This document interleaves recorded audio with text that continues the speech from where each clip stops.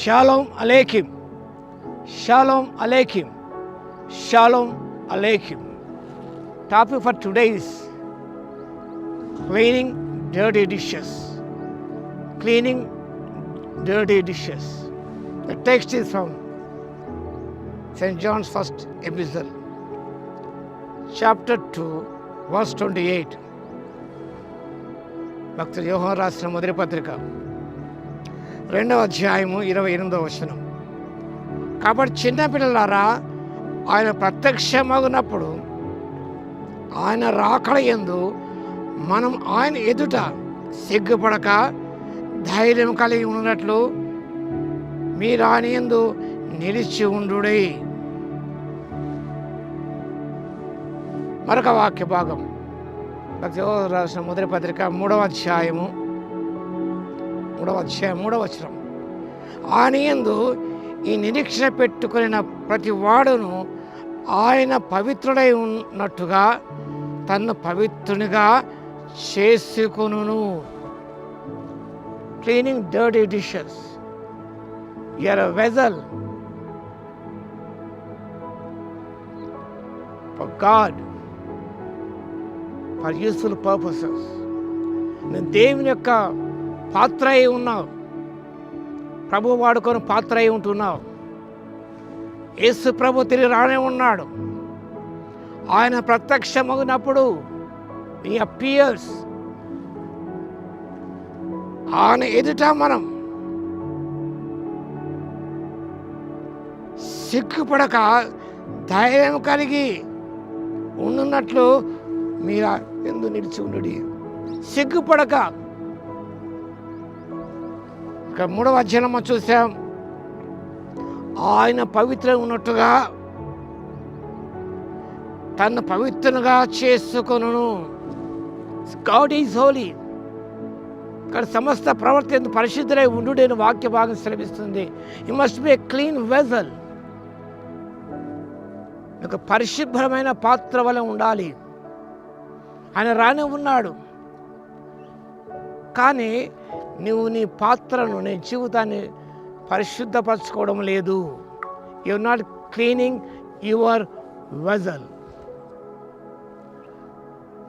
పరిసయ్యులు ఆనాడు ఎలా ఉన్నారో ప్రభు చూపించాడు.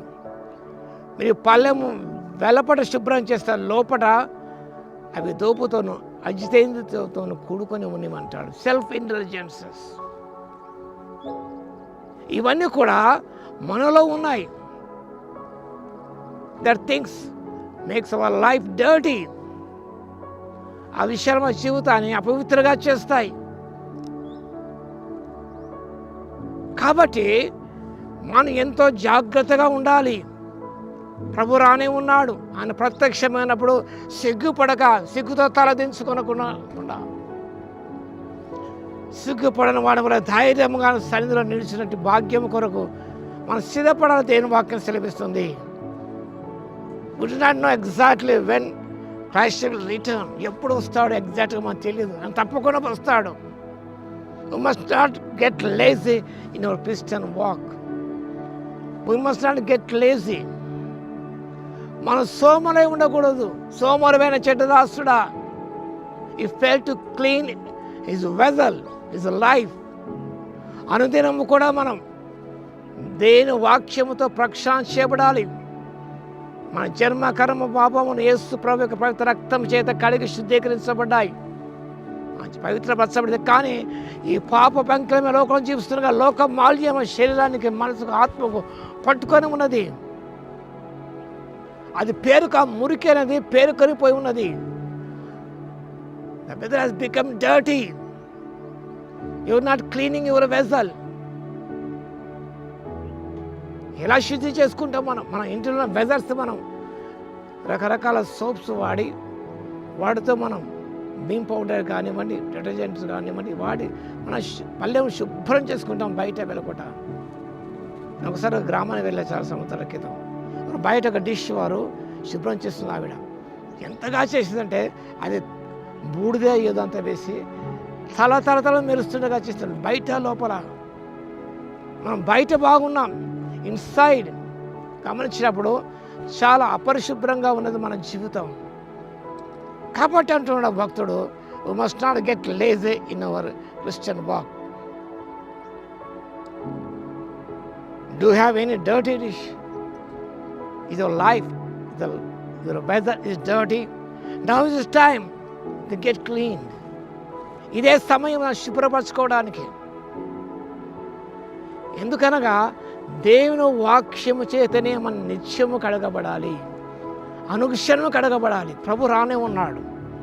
Live as if Christ died yesterday and is coming back today. ప్రభు నిన్ననే చనిపోయాడు అని ఈరోజు రానే ఉన్నాడు అన్న ఆ అపేక్షతో, ఆ తలంపుతో, ఆ భావనతో నిత్యము కూడా మన జీవితాన్ని శుద్ధి చేసుకుంటూ సిగ్గుపడక ధైర్యంగా ప్రభు సన్నిధిలో నిలుచుండా కృప కొరకై సిద్ధపడదాం, ప్రార్థన చేసుకుందాం. స్తుతికి పాత్ర మీకు వందన స్తోత్రాలు తండ్రి. మా జీవితం అనే పాత్ర ప్రభువా అపరిశుభ్రంగా ఉన్నది మా తండ్రి.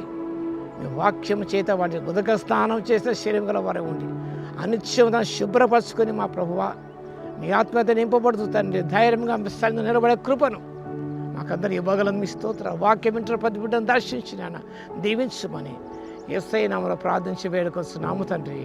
ఆమేన్. మన తండ్రి అయిన దేవుని యొక్క ప్రేమయు, మన ప్రభువును రక్షకుడైన యేసుక్రీస్తు యొక్క కృపయు, పరిశుద్ధాత్మని అన్యోన్య సహవాసము మనందరికీ సదాకాలము తోడే ఉండును గాక. ఆమేన్.